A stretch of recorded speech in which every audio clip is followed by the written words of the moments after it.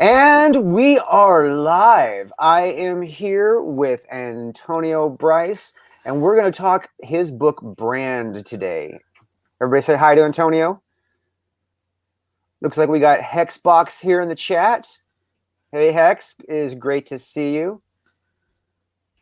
So, Antonio, anything before I start asking questions that you want to say about Brand? You want to give a quick, fast pitch? Well, basically, especially as we go into this first book, Brand it's a supernatural, kind of a thriller, but it's basically a love story. It's about two people that kind of have messed up lives. One by the name of Dawn, and our main protagonist, a guy named David Craven, and they're on a path to meet each other, and then once they meet each other, the main goodness of the story will begin. But he's David's main job is to go around the world and like hunt the supernatural. He's hunting demons and werewolves, vampires. He's hunting like magic users, people that are like there's like a black market of people selling cursed items all over the world and stuff like that. So you'll see that kind of stuff in Brand. It's kind of my kind of a rip off of an old TV show that I used to watch called Friday the 13th. And it's not to be confused with the franchise, the movie franchise Friday the 13th, but Friday the 13th, the series, they were actually filmed in Canada, and they signed some kind of licensing agreement with the Friday the 13th movie franchise so that they could use the name, because it was called, the TV show was called something else. I can't remember. I've read, bios on the show, and they apparently had another name, and somehow they managed to be like, hey, we can license the name Friday the 13th since the movies make so much money. And when you watch the television show Friday the 13th, there's several episodes of the show that have been downloaded or uploaded to the YouTubes that are probably not quite legal, but I've watched a few of them. But I've seen every episode of the television show. It was one of my favorites growing up, and they operated it out of this kind of antiquity shop called Curious Goods. Okay. And the main guy, or the main two characters, it was Ryan and I can't remember the woman's name. They were the niece and nephew of this old man, and he had apparently created some kind of Faustian deal, and he had this ledger of cursed items, and so he would like sell all these, like a cursed Cupid doll or any of that kind of stuff. So this is kind of my take on it. Obviously, I've changed quite a few things, but because there aren't like guys with floating masks and stuff like that going around. But I took that basic premise of, I like the idea of the cursed objects. And then I was like, well, this is my take. And this is me having those guys go around and take those items out. So. Yeah, Hail Zaid Comics. He's in here. He wants to say hi. So okay, so let's watch your preview now. I noticed that you had some. You want to talk about the endorsements that you had in this video before I play it? Oh well, that was just me doing some viral marketing. I reached out to a few people that either had either social media clout. Like one of the people I had that's not in the preview clip was a guy named Blake Weber, and I remember I showed that, and some people was like, I don't know who Blake Weber is. And I was like, if you go on his Instagram, he's got 2 million people following him. He's got like about 1 million on Facebook, 700,000-800,000 on the YouTube. So he definitely has a presence, and he's gotten like 100-something million views just doing crazy viral marketing videos and stuff like that. So that was one of them. And also I know on this video is Soulja Boy. And what's that? Zack Ryder from the WWE. So, all right. Well, let's watch it. Let's see what responses we get. Oh wait. Need to do that on again. passing 50,000 in sales for their comic book series brand in Indigo. You already know what it is, man. Indiegogo, that's lit. Wow. Brand is the hit supernatural comic book brought to you by Antonio Brice and Image Comics artist Kanan White that has raised over $50,000 on Indiegogo. Follow our heroes David and Don Craven as they try to stop Lionel Solomon and the mysterious group known as the Covenant from taking over the world. Find Brand in the comic section on Indiegogo or visit akaripress.com. All links below.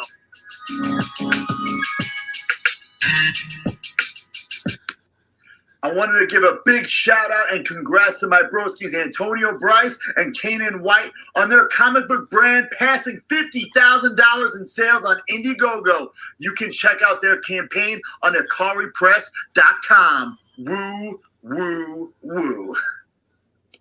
Zack Ryder, man, love it. That's fun. So,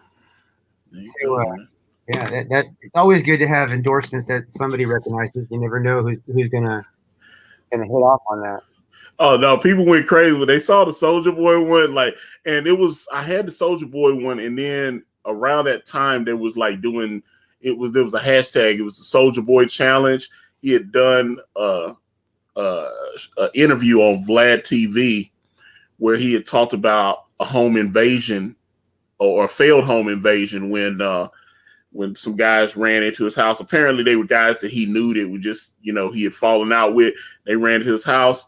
He ended up, having a firearm, and obviously they did too. And there's some shots with it. And he ended up shooting one of the guys, and I guess he just hit him in the arm or in the leg, if I'm not mistaken.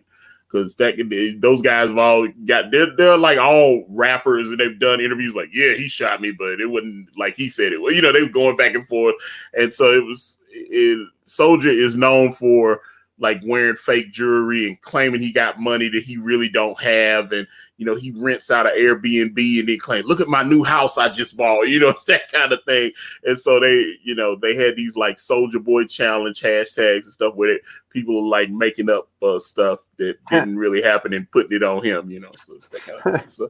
So it's kind of funny. And then he had the Soldier Boy fake Nintendo gaming system, it's like that whole deal. So it's like, it was kind of funny. Boogie Bentley says, back Brand. Amazing art, amazing story. That free preview is all you need to see. Well, yeah, Boogie, my man Boogie Bentley, one of my hosts, co-hosts on the Wrestling Council, which will be on my channel this Thursday at 10 p.m. Eastern Standard Time. We go back and forth. We did it on his channel last week, and that's how we're gonna do. I got a link to your channel in the description below if anybody's curious. In the description below, you got a link to his YouTube channel. So, all right, I like it. All right, so tell me about this artwork we got up here. Well, this is actually the first piece that myself and Kanan White collaborated on. At that time, I had just hired Kanan to do some concept art. I was having trouble. I talked to a couple of artists, and Brand has so much stuff in it that I would describe it, and I could just see the eyes glaze over and stuff. It was like, okay, so it's supernatural, and she's got like this bow, and it's a demon dog, and it's just, it was so much. They just didn't understand what I wanted, and I contacted several artists, and I talked to one of them was my buddy Elliot Fernandez. So I tried to, well, at that time he didn't know me, and I was just going to him as a client, and he just wasn't into it, and there was a couple others, and I was on Elliot's page because I was looking for different artists, and I've noticed, like, especially on Instagram, Elliot's got a big account. He's got like 125,000 followers on there. So a lot of other artists, either pro or independent, I've noticed they follow each other because they're all, I guess it's like MMA fighters or wrestlers. They all are like, let's see what the next guy's doing. So I noticed that the artists tend to look at each other. They try to follow and see what each other are doing. So I noticed a lot of like big pros follow Elliot, and obviously Elliot follows a lot of big pros. And I happened to notice Elliot posted something, and this guy named Kanan White commented on it. And so a lot of times if I, sometimes they'll have in their icons, they'll have different art. And Kanan had a very interesting, which I think, if I'm not mistaken, was his main character from the book Son of Shaolin that he had done with Jay Longino. That's a property that's been picked up at Sony Pictures. Dwayne "The Rock" Johnson optioned that. So Okay. he you can find that book on Amazon, Son of Shaolin. And he is the main character is like, I think if I'm not mistaken, he's half Chinese and half black, something like that, and I think he's in Harlem and he's like, big martial arts guy and everything. The art, it just looked incredible. And I saw the icon. I was like, oh, that looks interesting. Let me click. And so he liked the picture that Elliot posted up, and I clicked on his link, and he had all these pictures on his Instagram. And I was like, oh, this is like everything I saw on there was just jaw dropping. It was beautiful. So at that point in time, I said, well, I'm not getting much traction trying to get Elliot to draw this art for me. Maybe I'll reach out to Kanan. And I actually sent him a couple of messages before he finally responded to me. I sent him an Instagram DM and, tried to send an email. I just never heard back. And then finally I found his Facebook, his business Facebook, and I sent him a message on there. And somehow I guess he saw it. He's like, hey, man, I just saw this. Sorry about that. And, he said, well, let me know what you want. He said, I don't know if I can do it. He said, I'm doing some other projects, but let me, he said, give me your basic rundown and tell me what you want. And if I can do that, I'll do it for you.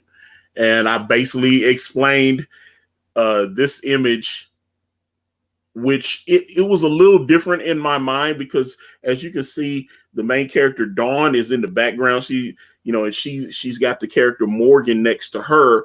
And then David, I kind of wanted them together. Like kind of, they were supposed to be like side by side with Morgan, right next to Dawn. It was supposed to be kind of like that, maybe in a nice action shot, like you see on the cover. Mm-hmm. And then, but when I explained it, I noticed a lot of the other artists that I explained this to, when I mentioned it, like I said, about halfway through, they were like, yeah, man, okay, I don't think this is gonna, they just didn't get it. And when I told Kanan about it, and I was describing what the characters do, he got excited. He was like, wow, that really sounds cool. And that was a different energy and the fact that he thought my idea was cool. So many people told me Brand was stupid. They didn't get it. They didn't understand what it was about. They didn't know. So it was just like, this is no offense, man, but this sounds kind of stupid. I don't understand. So I was like, all right, man. So this is what it is. And Kanan started doing first he started sketching out the individual characters, because the main thing is I wanted David Craven to have my face. I always saw David as me. So his personality is very similar to mine. Obviously I don't have supernatural powers, but it's a lot of his reactions, his hot takes would be me. So he started sketching the characters and trying to make sure he got everything right. And then, he sent me because he was wanting like reference photos. I was like, there are no reference photos. This doesn't exist yet. And I was like, we're creating this from scratch, because I came up with the concept for Brand in 1998. And wow. I came, 1998. And I'd start writing stuff. And I still got my original notepad where I started having the idea. And I knew, for whatever reason, I said, this is going to change my life. I thought it was going to change my life then, but I actually said, let me write the date that I came up with this idea. And I wrote it. It was like June of 1998. And I still have it. I still have my notebook. So I've had people ask me, would I be willing to sell it? And I was like, no, it has too much sentimental value. But the fact that I still have that almost 21 years later, and I still have that notebook with like some of my original Brand story notes and stuff. The story changed a little, but I just kept, I'd work on it and then I'd go away from it. I'd work on it and I'd go away from it, because I'd have to work and do all these different things. And then in 2016, my mother passed. Oh. And at that point in time, I was like, look, I ain't getting no younger. I mean, I'm already in my 40s. I was like, I'm not getting any younger. I keep saying I'm going to do this book. It's like, it was one of my pickup lines. Like I meet women. I'd be like, hey, I'm writing this book called Brand. And hey, look, oh, you're a writer. So cool. And I was like, and I never, Did you tell them it was a comic book? Because you see, like what I find that doesn't really work for me. I say, yeah, I'm writing this book called, Captain Love the Hero. Really? What's it about? Well, it's a comic book, and they're like, oh, well. Well, I saw it as kind of it was definitely going to be a bigger story, because I actually broke it down into 3 separate story arcs. It's supposed to be the main story arc, which is what I'm writing now, and then it's the next story arc is the Judas Crown, which is where we deal more with the covenant there, and then the final story arc, which was Revelations, which is where we come into some of the wrapping up the trilogy, as I call it. But it looks like every part will be like 4 pieces or something. So because this first book, and then we're doing Way of the Gun, and then the next follow-up will be the Union. And I haven't quite settled on the title for the closeout part, which I know will take place in Las Vegas, which will close out. But this that is the Covenant right there, who are the main villains in this first story arc. We just this first book is a lot of setup. It's just introducing a lot of people. But yeah, it like I said, we go back, 2016, mom died. It kind of kicked me in the arse, as they say, and made me really want to do this. So I started looking for artists. I started contacting different artists, and a lot of artists, man, you contact me like, hey man, I want to do character design.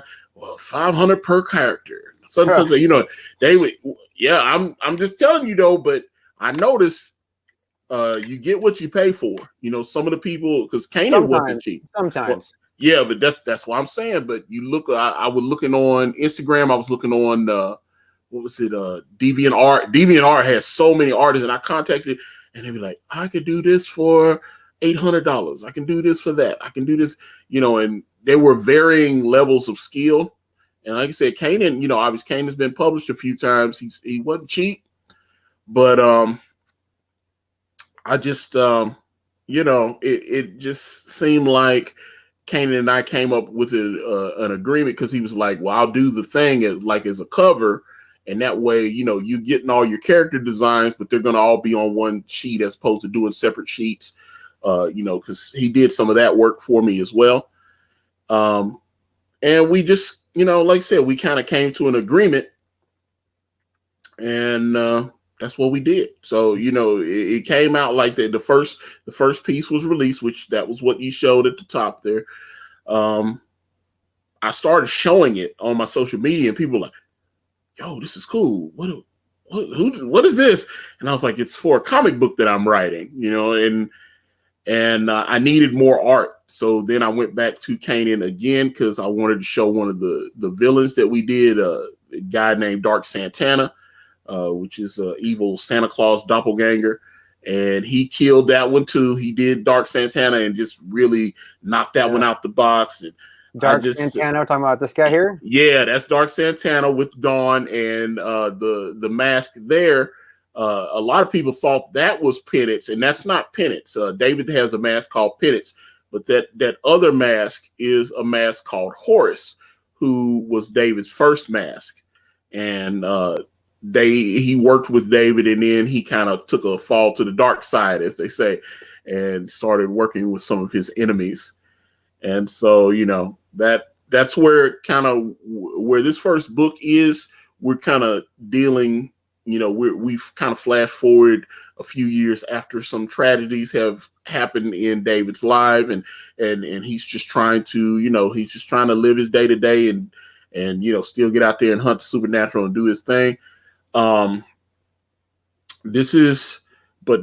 Dark Santana, I had so much stuff that I wanted to put in the first book.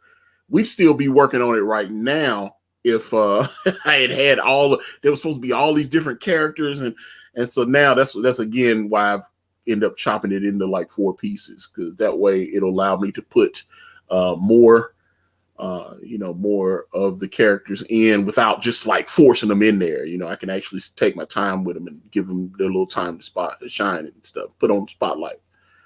So yeah, but but we'll definitely see Dark Santana and Horus in Way of the Gun. I agree with Boogie Bentley here. You guys need to smash the like button and help me out. we want to get as many likes and subscriptions and you know, when this, and come back and comment later. You know, the more attention we can get to this video, the you know, the more attention to brand. So that's a beautiful thing. Well, there you go. There you go. But and Hexbox says someone tried to charge me $600 for a concept. They clearly didn't know me. But see, that's the thing. I've noticed that when you quote prices to a client, because over the course of our friendship, Kanan has decided that he wanted me to represent him. You know, so now as his art rep, when I get a client to contact me, and then you know, they say, "How much do you want for this?" And I give them a figure. And they go, "That's too much," and I'm like, that might not be too much for some of the other artists, but I'm, you know, sometimes they already have art done, and I'm like, your artist, you know, your artist isn't on the same level of the Kanan White. I mean, I'm just being honest about it.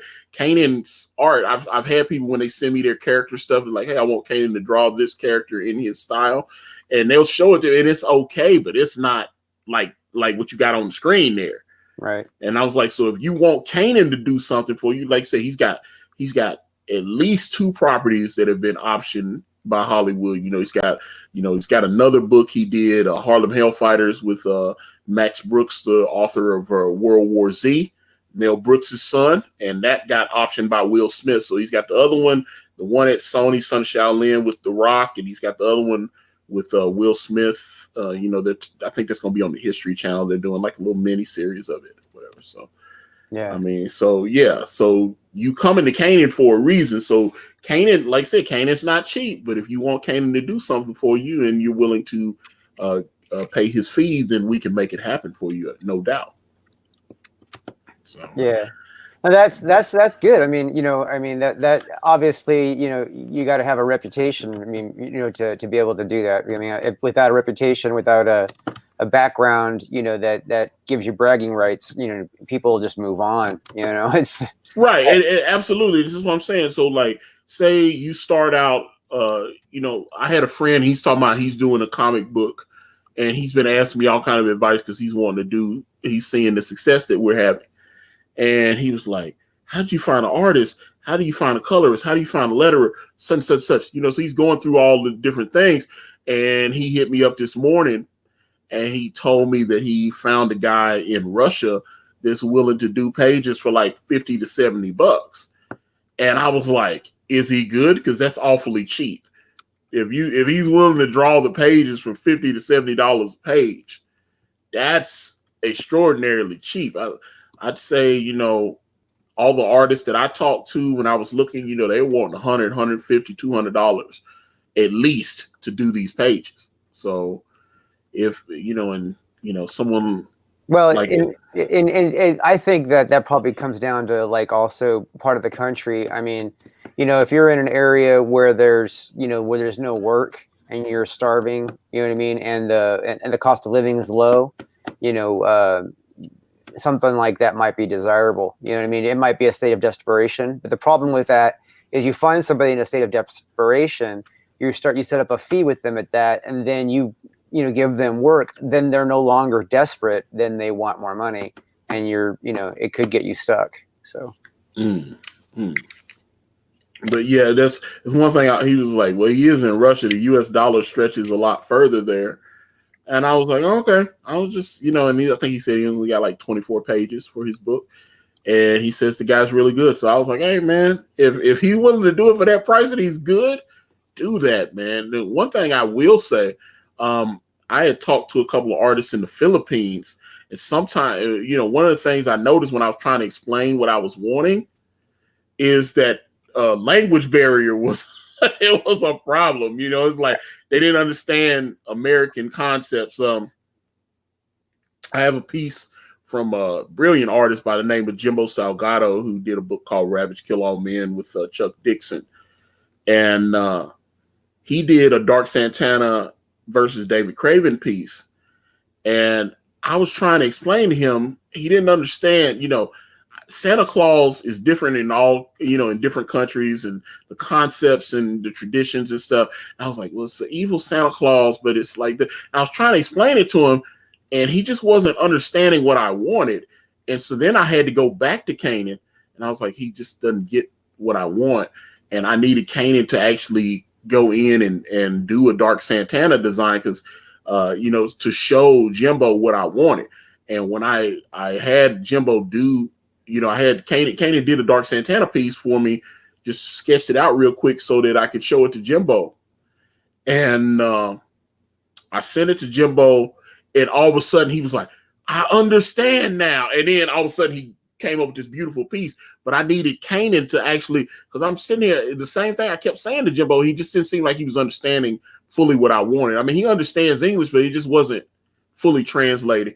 And that, he had actually been someone that I had approached about doing the interior pages for Brand, because, like I said, Kanan was just a concept guy for me. He was just going to create those things, and I was going to find someone cheaper that could actually do the work. And he just didn't understand. And so that made me worried. I was like, okay, so if I give him these pages, he's not going to really understand, because his life in the Philippines is different, and this is set in the South, set in the American South, and all this, he's not going to get those concepts. He's not in America, so he can draw stuff, but it's like everything's like Hollywood movies and stuff, so he doesn't really understand. I got you. I actually have a friend who brokers illustrators, and he's got like 3 that he works with in Afghanistan, and he discovered them when he was in the military there. So basically he now has, like, because he speaks Afghani, you know what I mean? He has the ability to communicate with these guys, and then brokers. And I think he charges like $250 a page, but pays them like $75. Yeah, well, there you go. But that probably is good money to them, though. Yeah, I mean, he's making twice what they are. You know what I mean? Just for being able to speak English. Yeah, my buddy Aaron, he was over in like Mosul over there. He was in the army for 8 years, and he spent a lot of time over in Iraq and Germany and stuff like that. He was in Afghanistan. He was telling me, he's like, man, he said, we were over in Iraq, and you could give, it's like the kids would just run up. They think every American is rich. It's like every American that walks, it's like they think every American, they watch, there's a lot of American television that somehow gets over there and stuff. And they think everybody that's American is rich. So that you walk up and you give them $1 or $2 and they think they got money. It's like, wow, this guy gave me $1. That kind of thing. To them, we are rich. That's the thing. Yeah. So it was just interesting, or hearing him talk about like being over in Turkey or one of the, just how far an American dollar can stretch over in Europe and stuff, especially before they came out with the euros or whatever. Because he was like, before the euros came out, he said, man, you could live on base. He said, but I had a little place off base, and he said I could rent that place and it was cheap. He was talking about he was stationed over in like Singapore. He was over there, and he's like, man, you can get you a little cheap apartment for like a couple $100 would get you rent paid for a couple months and stuff. And I was like, what? It was crazy. I mean, you got to think, I mean, everything's relative, you know what I mean? So like, like the money that we have, you know what I mean? We could go and go live somewhere that you don't want to live very wealthy, or you can go live somewhere that seems absolutely beautiful, but it would be heavily dangerous, whether it be storm dangerous or there's like no security, no safety. You know what I mean? Right. So like what makes America so expensive is our police force, all our social, situations.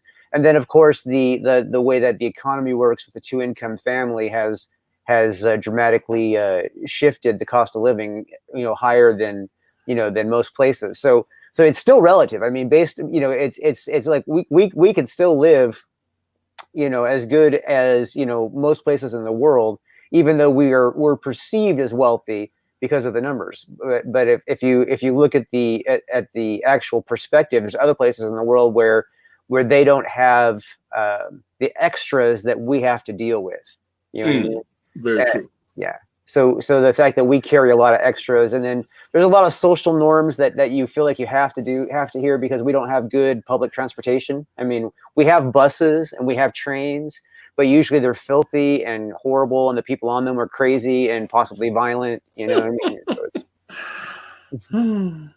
So I mean, that's like you say. I just think about that sometimes, but there's a lot of good colorists overseas and stuff like that. So it can, if you just own a budget, definitely look for foreign artists. There's a lot of Brazilian artists. They're down in like Portugal or something like that. They're working for a lot cheaper than what American artists would work for. So, Yeah, well, that's because they don't really have a large market there. So, and then there are also, like, say, for instance, if you want to find a good artist, you got to go to them direct. Because if you go through a brokership, you're not going to get, your money's worth. That's my opinion, just from what I've seen so far. Because the like, say there's like I told you about my friend who does it, but there's also, I know of some brokerships that deal with a lot of Chinese artists. And they actually work, and they have like huge egos because they actually work with Marvel and Disney, and they get sent a lot of large scale stuff. Actually, you mentioned that Jimbo. I mentioned Jimbo Salgado earlier. One of the things he does is he's one of those upper deck artists for them, where he draws those little trading card art and stuff like that. He does that, and I mean, they don't pay him that much money, but he's living like a king over there. I've got some other friends that have done those cards, and they pay them like $10 a card, but it's $10 US. So he draw like 30, 40, 50 cards, and then they have them colored and all that, and he gets a check. It was very interesting because when he shipped me the original art for the piece that I paid for, and he actually used his Upper Deck account to ship me the art. He had them pick it up. They had some kind of weird FedEx thing, and they shipped it, and it went to like Europe, and then it came over to like California, and then they shipped it to me. And it was coming all the way from the Philippines, so it had to go through all that to get to me. But it got to me, and he didn't have to, because he was like, to ship it to you directly you would have to pay me like an extra $50. But and I was like, well, I don't have an extra $50 because Jimbo definitely wasn't cheap.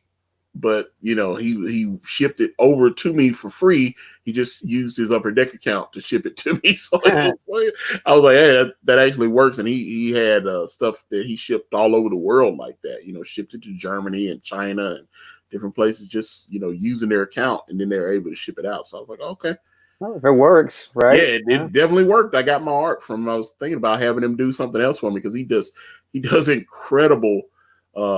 These big mural pieces. His style is very similar to like a Jay Lee, but for like a fifth of the price. It was like he could copy. A lot of artists are commissioned. Like, say you like down there at the bottom, that Dark Santana piece that you showed, right, where he's sitting on the throne there. That one was done by Jamie Biggs. I found Jamie on eBay. That was one of another place that I was looking for. A lot of people sell original art on eBay, right. And I was just looking to see. I was like, okay, this guy's an artist, and he had some pieces. And one of the big things I noticed about him is if you're familiar with like Todd McFarlane, he's able to clone people's styles. I noticed he had a big portfolio. He had a page set up where they had showed at least about 20 or so, at least, of his pieces. This was a couple years ago, so he's got more on there now. But they had like 20 or 30 different pieces from him, and it was just clients asking him, "Hey, will you do the Todd McFarlane Hulk cover where Wolverine's got his claws out and Hulk is like reflecting on the claws?" He got commissioned to do that at least 5 or 6 times. He showed it was all different recreations of it, but it was done. They're asking him to do it in the Todd McFarlane style. He showed me a piece where he recreated a Sam Keith a Wolverine cover that I think it was Marvel Comics Presents, and it was a pretty classic Sam Keith cover from like the early 90s. And I mean, he almost damn near not line for line was able to cover it. So that I've noticed he does a lot of Spider-Man Venom pieces, and they look like Todd McFarlane Spider-Man. And so a lot of people, they know they can't afford a Todd McFarlane Spider-Man cover. So they'll be like, hey, this is one of my favorite Todd McFarlane covers. Will you recreate that? And he's able to damn near line for line mimic that style. And, you know, for a fraction of the price. So he gets a lot of people. He also got commissioned to do a few Jim Lee recreations. And I'm telling you, he can mimic a lot of different people's style. Mark Silvestri, Jim Lee, like I said, he can do it. And there's a couple of pieces that I saw that I was like, I'll never be able to afford the original. And I contacted him. I was like, hey, man, would you be able to do this? There's a Sean Gordon Murphy piece that I want him to recreate. And he was like, yeah, just let me know. I'll do it for you. And I know he can do it. He is extraordinary at mimicking these people's styles. So a lot of people saw this and was like, that guy is like, looks like Todd McFarlane, you know. And I was like, that piece right there is very similar. The hatching technique and the kind of the over accentuation of the muscles is very similar to Todd McFarlane. So. Yeah, well, I mean, it's beautiful work. I back the book, so I'm looking forward to seeing my copy when it comes. Well, what's the status on the progress of the book right now? Well, we have completed all 52 pages and the cover. We're still in the coloring stage. We've got I think 11 more pages to color plus the cover, and after that, we'll put the font on and get the print file. And now, been looking at different printers though, and all the different printers I've got. Especially, I tried to use a U.S. printer. Not sure I'm going to be able to do that now because it just seems like places like Print Ninja just have such a great price. But Print Ninja does have some U.S. offices. They actually do have a U.S. facility. I know they have a U.S. office, but all the printing, my understanding, all the printing is actually still done because they've got on their website, they've got a Los Angeles place and all that kind of stuff, but all the printing is done over in China. No, not all of it. It depends on the job and the. They say they have some kind of small U.S. partner. I think they're in Chicago or something. Yeah, yes, they do have a small U.S. partner in Chicago. They also have one at a Glendale.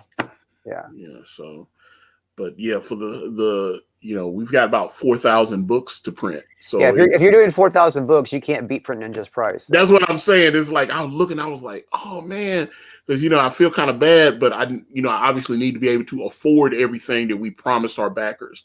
So it might be a little longer wait than I had anticipated, but at least actually not necessarily. Print Ninja has an expedition shipping where it's 7 to 10 days.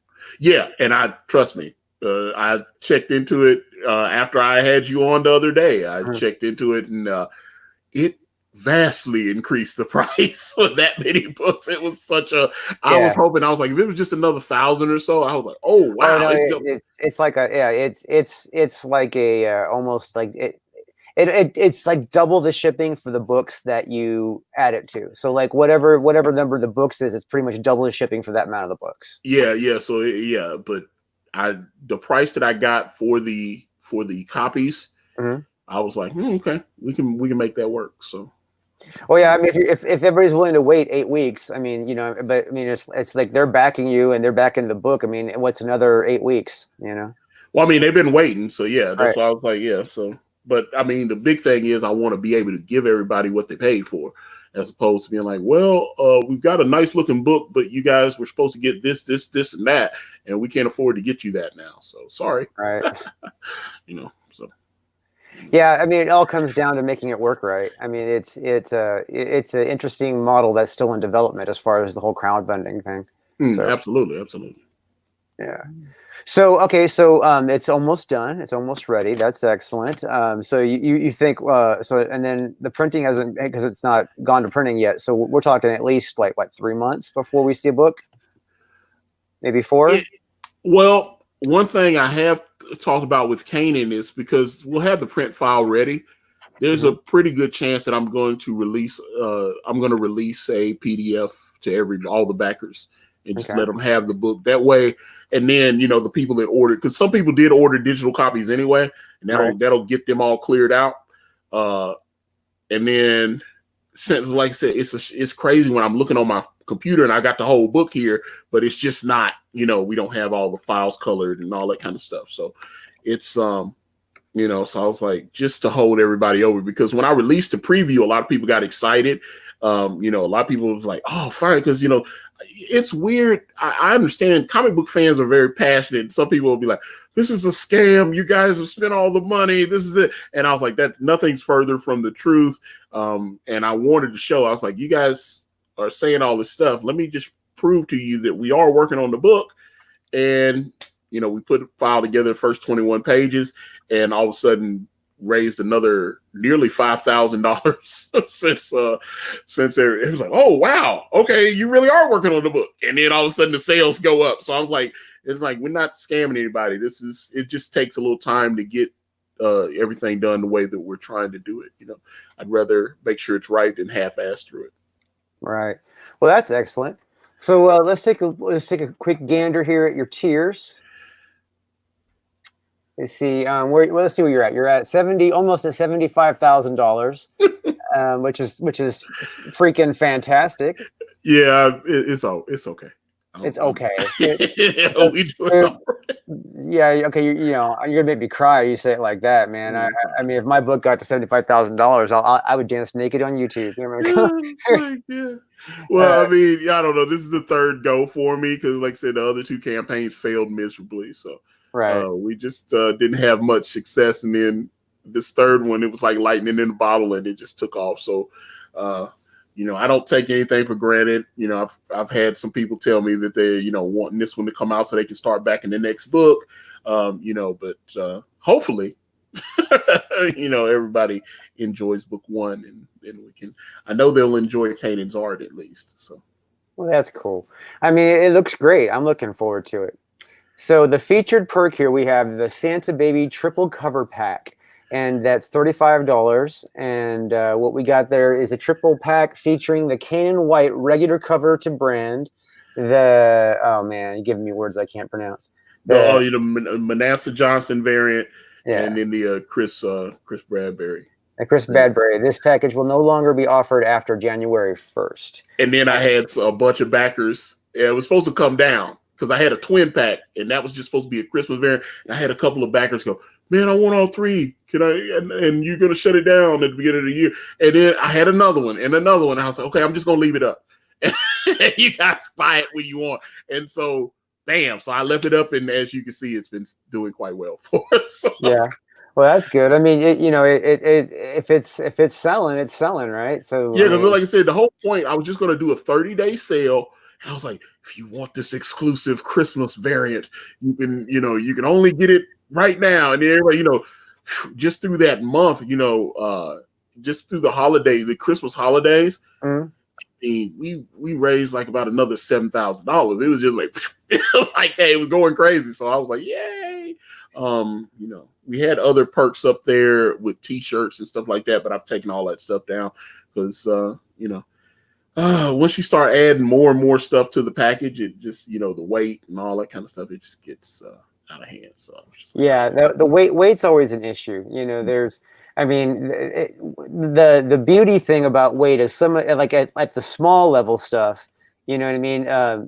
When it's like the envelope that you're putting a book in, you can the weight is almost irrelevant because it's whatever you can fit. And you can fit a piece of plate steel in there.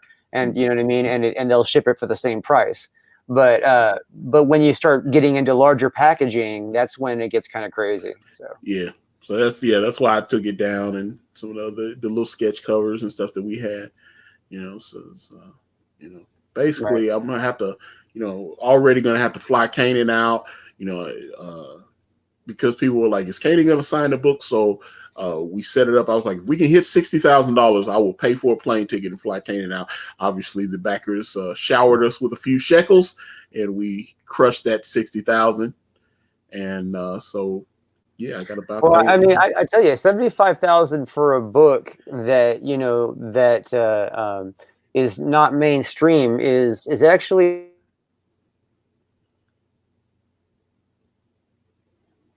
Uh-oh, wait a minute. True. Am I back? Okay. Am I Okay, there? yeah, I was like, I'm still moving, so I know it's not me. Yeah. Yeah, no. I know creators that had cut deals with advances, and their advances were around the nature of $15,000 to $20,000. You know what I mean? And they sometimes didn't even make that back as far, you know what I mean, as far as earning. And then they had contract issues with the publisher saying, well, you signed agreement that if you didn't make the whole thing, and blah blah blah. And so it's like, and what it is that there's these publishers are trying to saturate the market with too many properties, and they're throwing garbage out there, and then they leave good products on the table. I mean, Right. you know what I mean? Like, I mean, in all reality, if they were doing their research, they would have found, probably your project, my project, everybody else's project, and said, hey, why don't you come publish that through us? We'll pay you XYZ. You know what I mean? And a lot of, I actually emailed a couple of I saw people on Twitter, they were like, hey, we're a small publishing house, we're looking for stuff. And I'd send them out to, now, big mistake, and I wish I had, if I had realized this then, I would just take a couple of Caden's concept pieces and send it to them. And I didn't have any interior art because we just didn't have anybody to have money to pay for interior art at that time. Right. So it was just like all those little splash pages, different things. Like, look, they was like, hey, the art looks great, but do you have interiors? No. How much do you need? Well, I need to hire an artist. So you don't have an artist? Well, no, because the guy that you had do these pieces is great. I was like, yeah, but he's doing other work, and this is it was that kind of thing. So I was a noob, but I didn't understand how this stuff worked. So right. Well, even with me, like I have a finished book. You know what I mean? And no one's even like, even knocking on my door at all. Yeah, and exactly, Three's Company, and then but at the same time, I actually haven't been beating down their doors either, because I got some feedback that people that worked in those industries and how they would basically give me grief, but I just don't I mean, it doesn't make it, as a businessman, it doesn't make sense why these companies that are these, supposedly, that are supposedly driven for profit, don't see properties that are, you know what I mean? They're not out there searching for indie properties. They're, you know what I mean? That they want to control the property, even though they want to say it's creator owned. They still, want to control the content as before it goes out. It's kind of. Well, yeah. I mean, I could give you a list of examples, but that would be wrong to start talking about, people who told me stuff that, I probably shouldn't repeat online. Well, there you go. Yeah. So, okay, we got the brand directors community, $5. This will be a private video of my read through of the brand comic book. I will go through each page and give my insights, as well as a behind the scenes commentary on my creative process in depth. So you're going to make a video where you talk through the book, is what you're saying? Yeah, we're going to go from page 1 to page 52. And I think we're going to record that when Kanan comes down. So to sign books. So we'll record that when Kanan and I, although we could use Streamlabs and do it over the interwebs as well. I thought about, but it just depends. But I figure since we're going to have to wait on the printing. Right. That would be. And then digital copy for $10, and you got 178 people claiming that. Yeah, digital. Some people say, "Hey, don't do digital because that gives them a cheap out." I was like, but if the file's already done, it's not going to cost me anything. So. Right. Yeah, I have my own reason for not wanting to do digital. I'm not doing digital in case someday I want to go to comicsology? Yeah. And because I would rather take $1,000 $2 digitals than $200 $10 ones. So right, but this is the way I think about it. I can still go to comicsology. I can you can, but if people have access to the PDF, which comic, it's comic. I can't even say it. You know what I'm talking about? They don't. Theirs is more secure. You can't like download it and pass it around. That's the difference. That's true, but there are several illegal comic book sites where you can, and I'm talking about you can get high res scans of entire books it doesn't matter. You know, Cyberfrog was just released. They started pirating that as soon as it started showing up in Really? people's homes. Yeah, it's already online. I haven't even seen that yet. Yeah, That's funny. it's on Jawbreakers, Lost Souls is on, been pirated.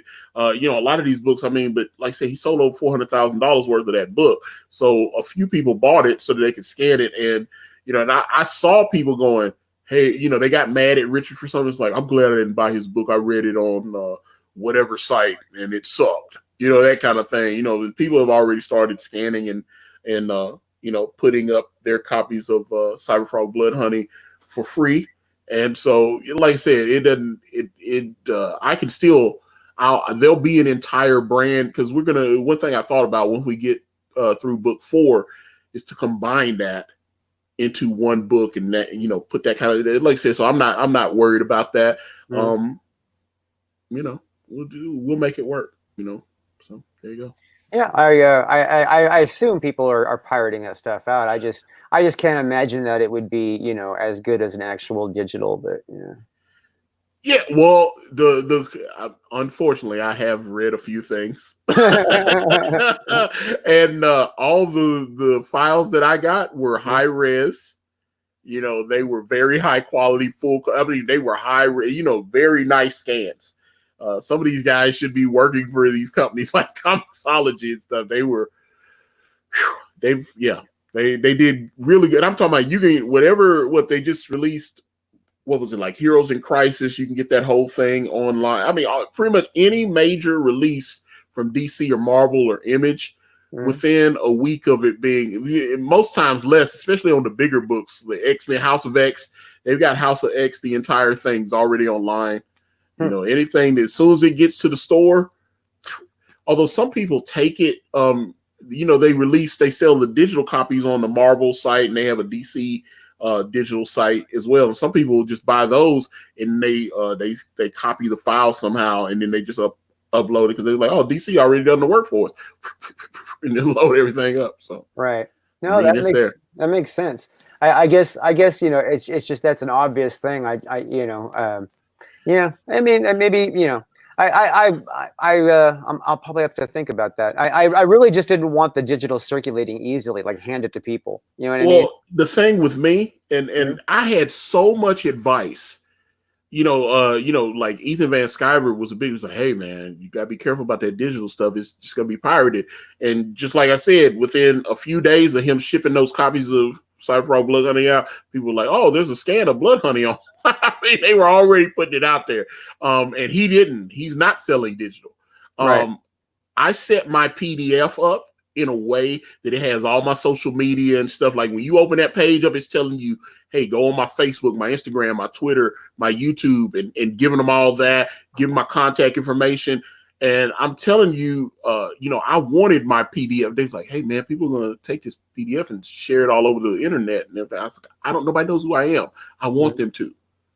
And once they shared it, that's why I'm telling you, people, I had so many people tell me this was a mistake. And then they saw the near 5,000 increase in my sales, and they were like, oh.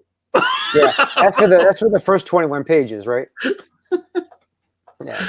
So I know when I set this new PDF up and I'm going to give it out, like I said, to all the backers because they paid for it and everything. It'll be set up in a similar fashion. It'll let them know, hey, the next book is going to be called Way of the Gun. It'll be launching. It's like I'm going to let them see it, and so it'll still have all my social media and everything. Because I noticed people start following me more on Instagram. My Twitter follows. I had people, so many emails. People like, dude, I read your preview. Where can I get more of this book? So I follow up my emails when people contact me. So I use it as a marketing tool. So it worked in my favor. Right. If I was in a position of a Ethan Van Sciver where I raised over $900,000 on a comic book, I might think differently than that. But me being a nobody, hey, listen, I'm sorry, 75 on a comic book is not a nobody. I mean, that's success, man. So that's more than, like I said, a lot of mainstreamers are making a shitload more. So yeah, well, I get it, but just like I said, I feel like a large chunk of the success that I've had is obviously being able to go on Ethan Van Sciver's channel and showcase the book, because the first 2 times I didn't have access to Ethan Van Sciver's YouTube channel. So, not being able to go on his channel, and now he's got 132,000 subscribers. And I'm like, he had Carl Steffen on last night, and with that book, Mary Boys. And he was, there were backers for Mary Boys, and a lot of fans were sharing it. But, I had Carl Steffen on, and Ethan just happened, just because, we follow each other. Obviously, we're friends. And he saw my notification that I was going live, and he told me he was working. He was drawing something at that time. And a lot of times he'll skim around YouTube, listen to, look for stuff to be in the background when he's drawing. And he was like, hey, saw you were on. And he just happened to show up in the chat while I was interviewing Carl. He said, hey, Antonio, this book looks good. Send me the link. I want to talk to this guy. And I shot him the link, and he had, he came on my channel and talked to Carl right there. So I kind of take pride in that the first time Carl talked to Ethan Van Sciver, it was on my channel. That's pretty cool. Yeah, Carl's a nice guy. And my first live stream was on Gaze's channel, and Carl was also a guest that night. I was still mailing list, you know what I mean? So but we all, I got to ask him questions about Mary Boys and all that kind of stuff too. So yeah, I backed his book. I actually thought I had already backed it, and then I saw him on the stream, and and I went through my list. I'm like, how come I'm not backing his book yet? I thought I'd already done it. I thought I was already backing it, and it wasn't on the list. But see, that's cool. Like I tell you, there's a couple of projects that I'm, just really proud of. Like I said, being able to say that Mary, that I had a small part in helping Mary Boys. At least it's hard to get Ethan's attention. The fact that he actually interacted with Carl on my channel, that's a big get. Stephen Hart, the creator of Asami Children of Rusu, he was on my channel before he was on anybody else's channel, and he raised like about 13,000 or so. Christopher Rue, Iron Skies, had him on, and then I had him on. Me and him talked about Kanan doing a variant cover for him. Kanan sent me the art, and I texted to Ethan. And when I text Ethan the cover art, he was like, I said, this is for a book called Iron Skies. And next thing I know, Ethan was tweeting that book out, and he invited Chris on, and he's raised like $15,000 now. So it was like, I was like, I know I had a hand in that, but Christopher has thanked me so many times. Yeah, really. That's freaking awesome. That's freaking awesome, though. I mean, yeah, that stuff's really cool. It's a blessing to have help. I mean, it really is. So there you go. Yeah. But, all right. So let's see. Let's get through your products here. Let's see. So we got a signed copy of Brand. Obviously, that's self-explanatory. We get the whole book, and this is going to be perfect bound, right? Or it is not. It's staple stitch. Yeah, a floppy. Yeah, it's going to be. We had kicked around that idea of doing the other, because Graveyard Shift and Jawbreakers both came like that. Ethan sent Cyberfrog out as a floppy. I had always been like, I like floppies. I want it to be a floppy.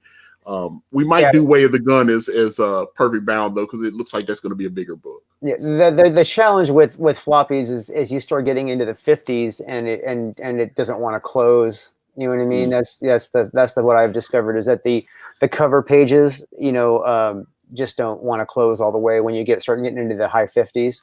Mm. So like 52, it'll work, but like when you get to like 58, for some reason, that's like where it starts to, want to sit open. Yeah, trust me. One of the guys that's helping me with my print files and stuff, he was trying to he was like, hey, do perfect bound. And I was like, yeah, still kind of, maybe this first book I still wanted to be a floppy. So yeah. Well, you never know. I mean, you could always have a perfect bound with the next edition. You know what I mean? So whatever, with like a combination or whatever you're doing. Depending on how many, like if like you have 3 or 4 books in a series that go together. Volume 1, 2, 3, and 4. Pull that together, perfect bound. So, 5 copies of Brand. Let's see here. That's $50 for 5 copies.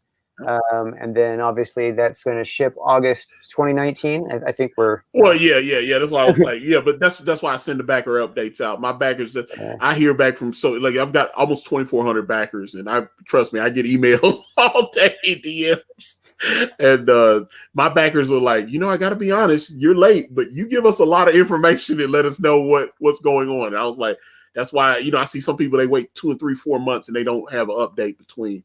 And I was like, let the backers know if there's a problem, if there's an issue, let them know exactly what's going on. That's why, I've had a few refunds, but most of my backers have stuck with me and they know, so.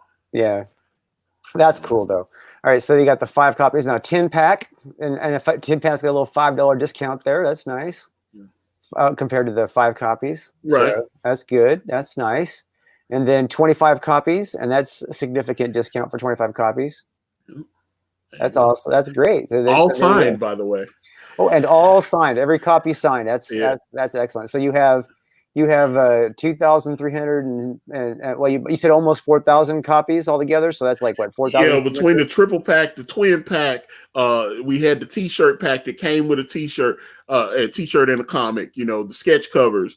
Yeah, it was like 4,000 comics. So I know that's a lot. 2,300 of the cover A, which we actually released the cover art to that earlier today, the brand cover. So. Okay. Yeah. Well, that's fantastic. Yeah. All right, so we're just over an hour right now. So you want to tell us about this last piece of art we didn't feature yet? Oh, this is now this character here is a character called Gaiman. This is the guy that took David in when he was like 15 years old and trained him. He's immortal Japanese warrior, and he has a mask very similar to the mask that David has. So he's actually wearing it now. The characters can merge with their masks. Okay. And so he's actually merged with his mask. Now you see on the bottom left there's a dragon that is, Gaiman's little partner in crime there. His name is Komori, and that is Japanese for smoke. So, and he is shooting his fire breath at Horus. And obviously Gaiman is fighting Dark Santana. So Dark Santana is definitely going to play a bigger role as we get later into the brand mythos, because he has a connection to David that we haven't quite revealed yet. So how many books are you planning on this? Do you have a plan? Do you get carried out for indefinite? What's the plans? I've got one of the things I said earlier is, I kind of wrote it as a trilogy, but the trilogy would have like 3, it'd be 3 stories, but there'd be like 4 parts in each story. Okay. So, past that, my idea was to break those characters into like solo stories, because I want to do like some stories with just Gaiman. I want to do like Gaiman feature stories. I want to do stories that feature Dawn, where David would be more of a sidekick type character. It's like a Dawn story, and then maybe David would hop in maybe a last minute to kind of help out or something. She would be the main focus. That's why I'm trying to make sure I feature her as much, so people will see her and know what it is. Because but yeah, maybe a little Dark Santana miniseries featuring the Covenant. I've got so many different stories that I can do with these characters. So, all right. So now, for the Comicsgate people who are going to watch this, who aren't in the thing now, who are going to be curious about failure to success. You said you had 2 failures prior to this. Absolutely. Okay. So tell me, okay, we're talking. Let's see if we can get a couple of things that you like. The first thing, the most important thing that you would give somebody as advice before they jump into it, what would that be? Start working on the YouTube channel. And I'm talking about constant, videos a couple times a week, do some live streams, consistent content. That is definitely something I would recommend if you're going to do this thing, because you see some people, they think, well, maybe if I can get on Ethan's channel, I'll make money. I was like, what if you can't get on Ethan's channel? Right. You can't have everybody on.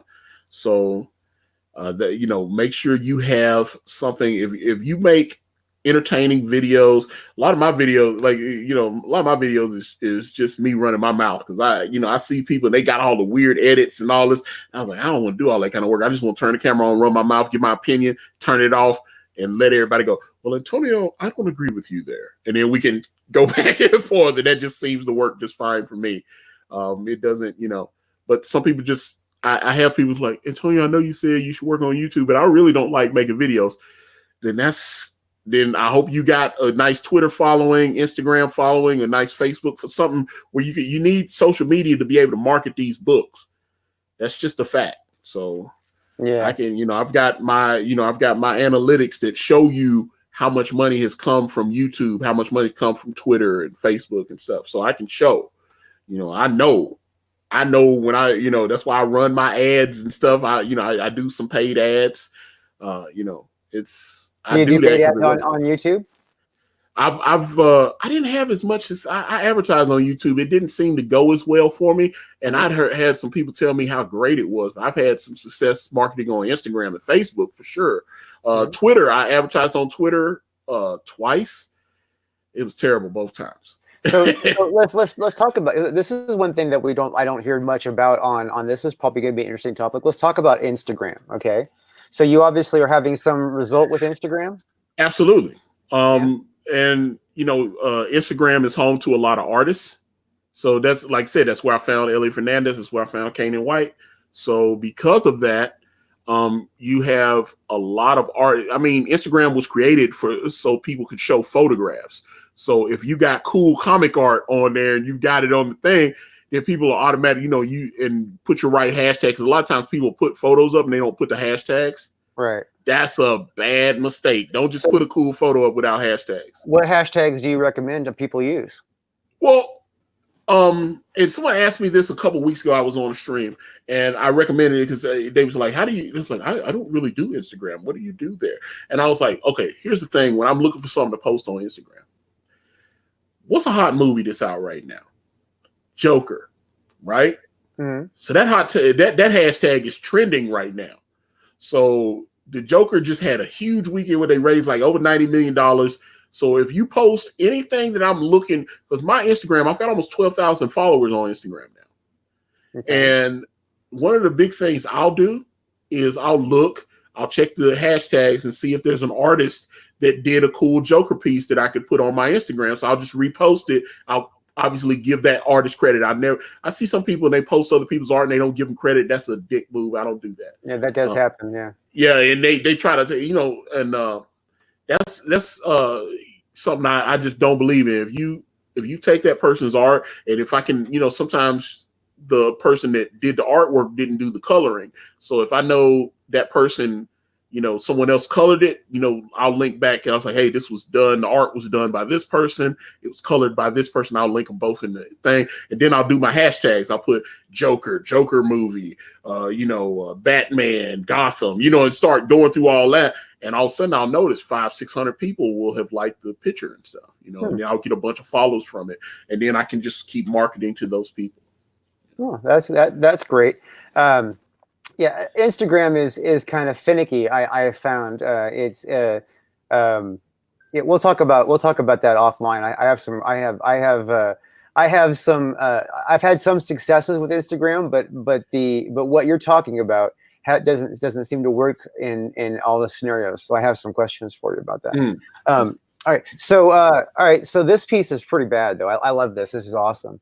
The black picking up the colors and stuff is pretty cool. I mean, it's I'm digging it. All right, so okay, so let's do a final pitch and let anybody who's watching feel free to go home. What they're doing. So you are nearly. Let's see. Has this gone up at all? Or are we still at? I'm sure that. Oh. We are at 74,399. So you're basically, less than $700 away from $75,000. I think you'll probably do that before you close the campaign, huh? Yeah, I suspect so. Yeah. Well, that's awesome. That's awesome. So, what do you want to tell people that are going to catch this? Well, I mean, I think Kanan's a brilliant artist. I've got a lot of comic pros that have put their talents into this book. All the artwork and everything, as you can see, has been pretty nicely done. So the only thing I would say is the story is a little wacky, but it is I like to say it is my unique take on the quote unquote superhero genre, if you could call that a thing. So this is my take on it. I wanted to do something different. Whatever anyone else can say about Brand, it is definitely a unique story. And and when we get into the larger part of the first issue, and then we go into Way of the Gun, which I'm writing Way of the Gun now, and I'm really excited with the stuff that I'm coming up with. So man, I can't wait for everybody to actually start seeing some of the pages that Kanan comes up with. Well, I think when people have the book in their hands, that any confusion that they had about what the story was or what you were trying to pull off would be removed at that point. I think they'll have it figured out. Let us pray. Knock on wood. Hey, Antonio, thanks so much for coming to my stream tonight. And anybody, if you watch this video, subscribe. In the links, you'll find Antonio's Twitter channel. You'll find his YouTube channel, and you'll find a link to this book here. And go back the book. Go follow him on YouTube. Go follow him on Twitter, and say hi and tell him that you're harassing him and you want his book. Tell him to send it already. God damn it. Yes. Please tell him to do that. I'm sure he's listening. So. All right. Thanks a lot, man. We're going to end this broadcast. Everybody, thanks for coming. All right. Flat Earth is real.